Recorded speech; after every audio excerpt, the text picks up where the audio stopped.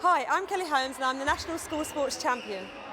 Key Stage 4 can be a difficult time for teenagers and often PE and sport are the casualties. Girls in particular tend to drop out and sometimes for the simple reason they hate their PE kit. This programme shows 3 schools all using good ideas to encourage Key Stage 4 girls and boys to get active and stay active.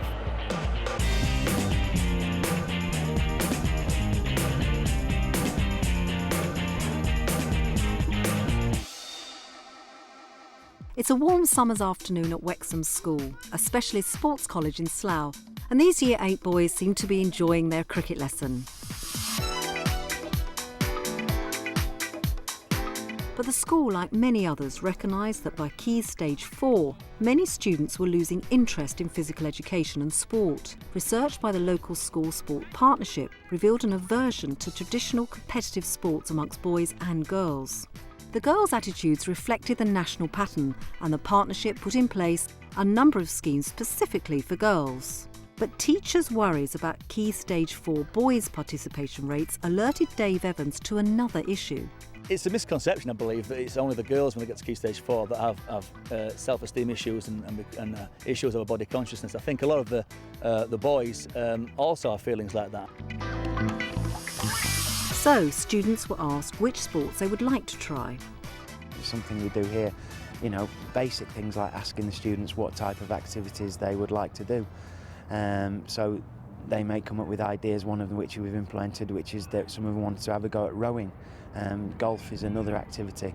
So I think to engage the students through that, give them some sense of ownership on that is very, very important. 3, 2, 1, go! Rowing seemed like a good idea for the adolescent boys who wanted to try an individual sport that would also help them get fitter and feel better about themselves. 10 minutes, starts now.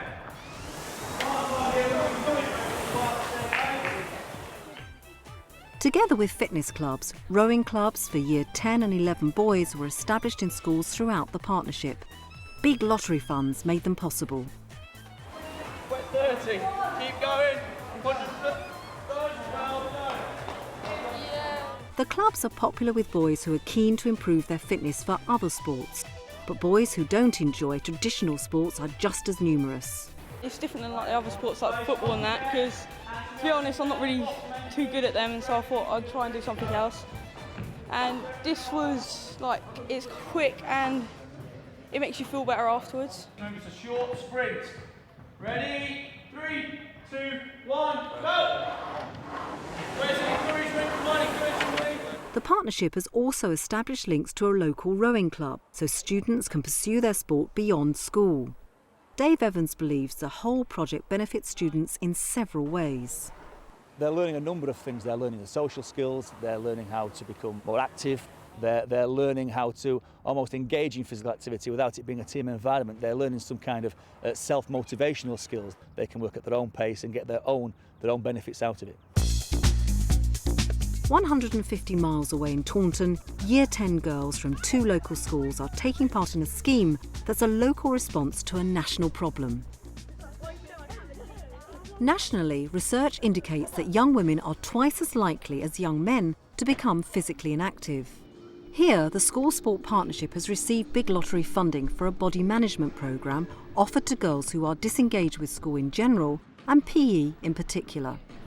7, 8, 9. There were some problems within some of the schools that the girls turned off physical education, and maybe dissatisfaction not just within PE but also across the curriculum. So by hopefully using PE as a means to engage them in physical activity, we'd hopefully try and raise their standards and self-esteem across the whole school. Once a week for 9 weeks, the girls go to Somerset College of Arts and Technology for an hour of after-school physical activity, followed by a session in the college's hair and beauty department. Getting them away from school is a deliberate move. I think very often within the school environment they feel as though they're a centre for other people's attention, sort of a focus for sometimes some negative attention. So to get them actually here on site and taking part in some sort of physical activity is quite an achievement. And I think the way that we hook them into that is by offering a balance by providing health and beauty as well. The girls try a variety of activities with the emphasis on fitness-related exercise that they can continue once they leave school. So what do they think of the scheme? It's really good. It's better than school. Because you don't feel pressured. Like you don't have to do it. Like, you get the choice if you want to do it or not, and it's usually fun anyway. So it feels like we get treated more like adults than like little kids kind of thing. 2, 3. We can make it. After 3. 1, 2, 3. After the exercise comes the treat in the college's hair and beauty department. The girls acquire skills and experience some pampering, while the college sees it as a way to attract potential students. Now this is going to be moisturising. It's a moisturising face mask. Okay? Oh, it is a face mask. Yeah. What I want you to do is avoid the eye area. Can you do that at your eyebrow? You can see how you can. As yet, there are no hard data to quantify the scheme's results, but anecdotal feedback is positive. I think some schools have now started reflecting the fact that these girls have been better around school, that levels of discipline and levels of attendance has actually increased. I mean, the feedback from the girls is that they've enjoyed the activity, actually felt good about themselves. Up in County Durham at Sedgefield Community College, the physical education staff have taken a school-based approach to increasing girls' participation in sport.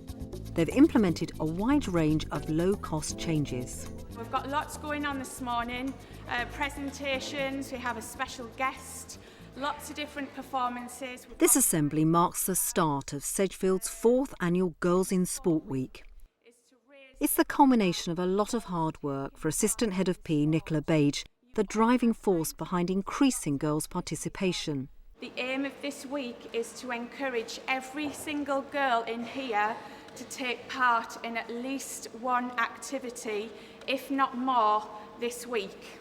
She was inspired to make many changes after attending a Girls in Sport workshop offered by the Youth Sport Trust.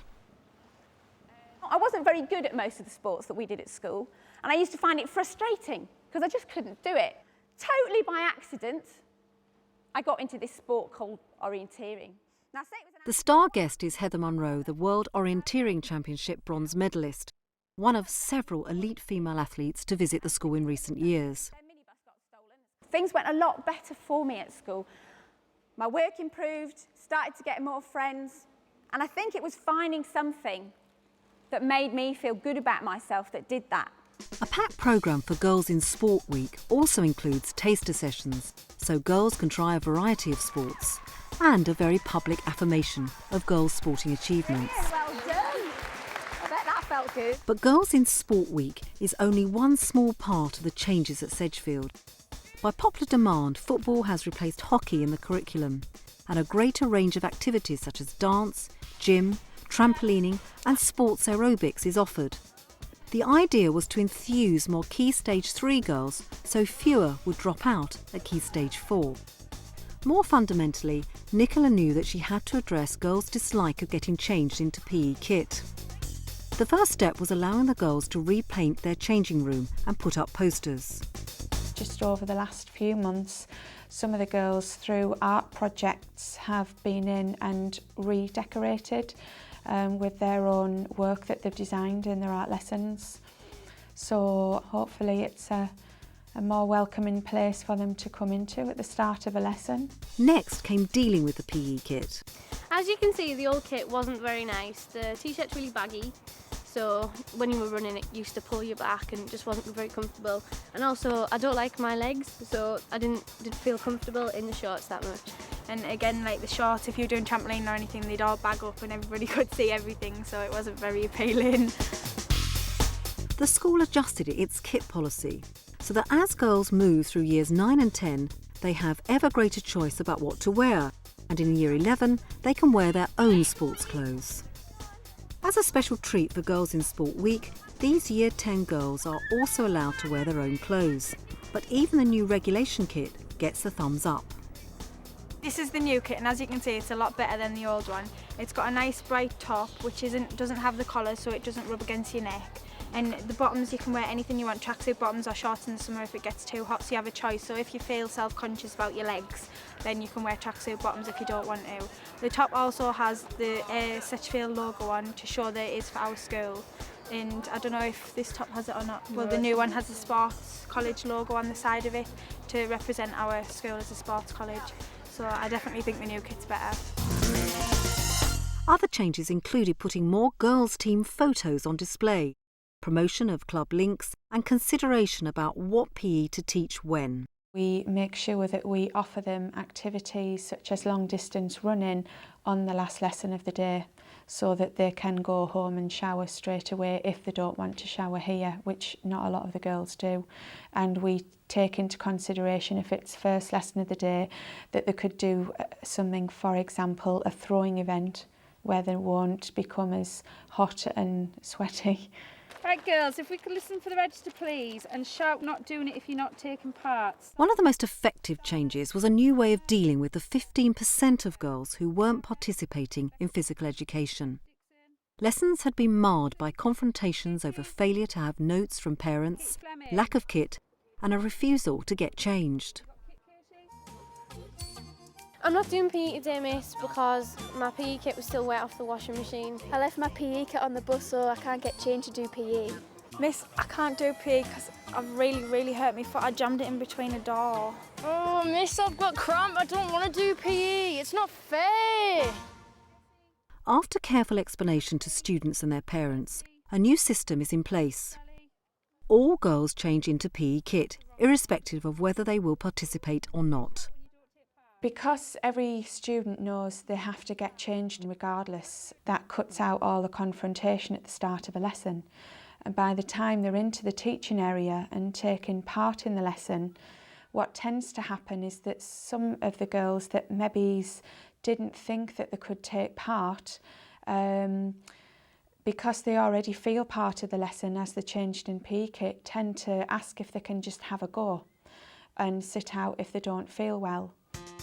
In the past, non-participants would have spent lessons copying from GCSE PE textbooks. Now they are allocated support roles such as umpire, timekeeper or coach, so that they are involved with the lesson and don't fall behind their peers. The changes at Sedgefield have produced remarkable effects. PE participation rates are 100%, and in sport outside school hours, 7 girls' teams in 4 sports has mushroomed to 34 teams in 14 sports. Participation outside school hours used to average 30% across years 7 to 11, but not anymore. Year 10, 52% of girls take part in sport regularly outside of school, and for year 11s it's still 42% of girls that take part in sport, which I think is really good. 3 very different approaches are helping to re-engage Key Stage 4 students in PE and sport, but there are common themes behind their success. Students are consulted about PE and sport options. Adolescent sensitivities are respected in small but important ways. And students are encouraged to find the activity that's right for them. Certainly, the Year 10 girls at Sedgefield appreciate the changes. Only kidding!